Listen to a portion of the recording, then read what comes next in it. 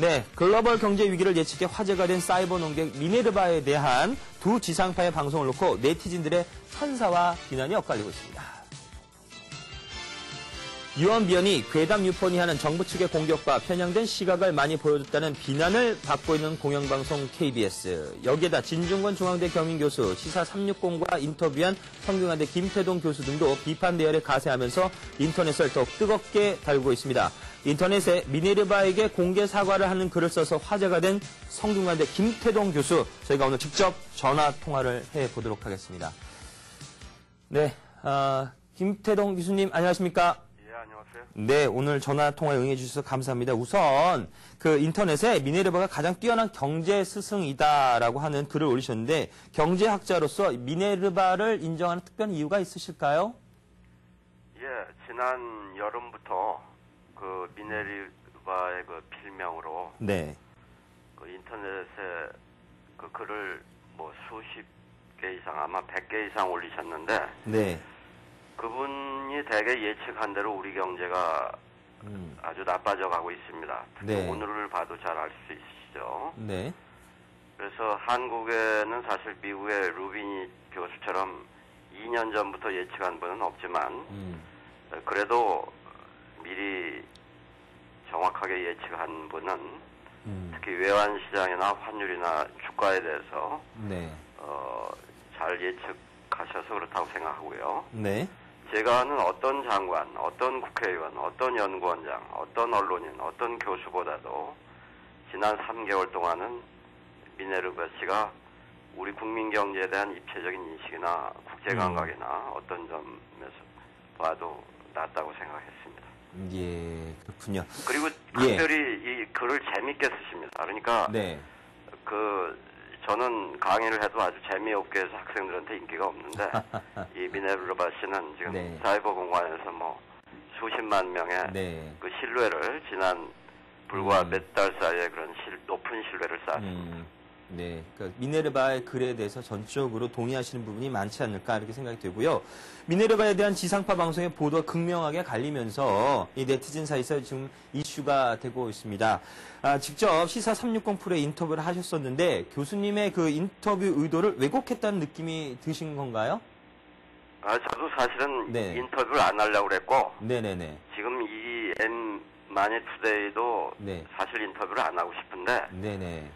그 월요일 날 인터뷰를 했고 그게 밤 12시 넘어서 방송이 됐어요. 저는 그래서 일찍 잤어요. 네네네. 그래서 다음날 강의가 있어서 오후 늦게 뭐 6시 이후에 그 인터넷에 들어가 봤더니 거의 100대 1 정도로 수만 명이 그 네티즌들이 네.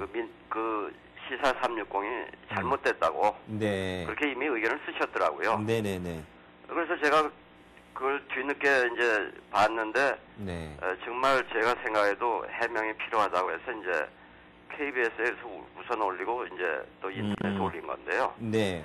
어쨌든 저하고 얘기할 때는 상당히 오랫동안 인터뷰를 해갔는데 네. 앞뒤 다 자르고 저보다 훨씬 훌륭한 분이라고 얘기한 것을 자르고 하니까 제 얘기가 미네르바 씨를 찬성하는 건지 반대하는 건지 자체가 불분명하게 돼 있고요. 네.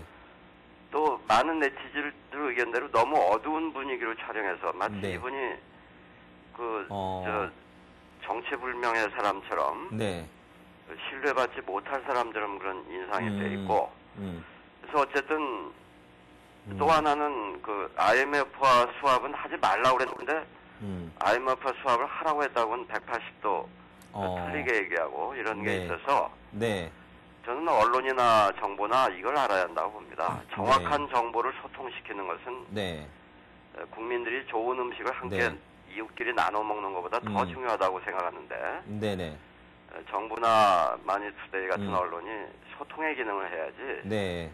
차단을 하고 속이는 정치를 해서는 안 된다고 생각합니다. 알겠습니다. 지금 이 방송은 생방송으로 교수님이 하신 말씀 그대로가 다 방송으로 나가기 때문에 저희는 뭐 편집이나 이런 건 없으니까 아주 속 시원하게 얘기하실 수 있는 기회라고 생각이 됩니다. 마지막으로 여쭤보고 싶은 게요. 그 대한민국의 경제를 걱정하는 경제학자로서 이 미네르바의 주장 가운데 우리 국민이 귀 기울여야 될 것은 또 무엇이고 또 대비해야 될 게 있다면 어떤 건지 좀 말씀을 해 주실까요? 정부를 항상 100% 믿으면 그 손해를 본다. 그건 뭐 11년 전 외환위기 때도 그랬고 네. 그때 김영삼 정부를 믿은 사람일수록 손해를 봤을 거고 네네. 지금도 그렇습니다. 그때나 지금이나 건설 쪽에 우리 미국도 그렇고 우리도 건설 쪽에 문제가 시작이 되고 있는데 네. 그쪽에 재벌이나 건설업체나 또 네. 정부 부처, 언론, 학교나 연구소 전문가, 국회 이런 데서 전부 한통속이 돼서 위기를 키워오고 또 위기가 나면은 거기부터 지원해야 한다고 하고 네. 그래서 서민이나 중산층 생활하기는 어렵습니다. 그런 점이고요. 또 두 네. 번째는 각자 직장인이든 또 음. 중소기업이든 스스로 공부해서 어려움에 대처해라. 네. 젊은 분들이든. 그래서 네. 이분이 추천하는 도서가 사실은 더 많이 팔린다고 하죠. 네네네. 저도 이분을 절필 선언을 했다고 한 뒤에 이제 뒤늦게 글을 통해서 알게 돼가지고 그 추천 도서를 저도 이제 가서 사볼까 합니다면은. 네. 그래서 미국 같은 시장 경제가 제대로 발전된다면 사실 이분이 시장 가치가 있거든요. 네네네. 그래서 경제 채널에서 이런 분을 스카우트해서 프로를 진행을 맡기면 시청률도 올라가고 시청자도 만족이 되고 그 방송도 이익을 낼 수 있는 네. 사실 미국에 그런 사람이 있습니다. 네. 아마 유럽에도 있겠죠. 근데 우리는 시장 경제가 성숙되지 못해서 오히려 유리한 게 아니라 더 본인에게 불리하게 되는 것 같습니다. 네.